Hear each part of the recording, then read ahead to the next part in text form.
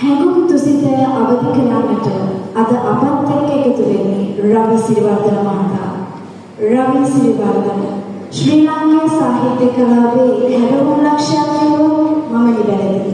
ඔහු සම්මානලාභී ගීපද රචකයෙක්, කවියෙක්, විචාරකයෙක් පමණක් නොව ජ්‍යෙෂ්ඨ මාධ්‍යවේදියෙක්. නන්දාමාලිනී, වික්ටර් රත්නායක, දයාන් විතාරණ වැනි ප්‍රවීණ ජනප්‍රිය ගායක ගායිකාවන් රැසකට ගීපද රචනා කළ ඔහු කතුවරේ ලෙස දරකල ප්‍රදීපාගාරයක ඇස්බෑව, මේඝාන වැනි කෘතීන් ප්‍රකාශයට පත් කරලා තියෙනවා.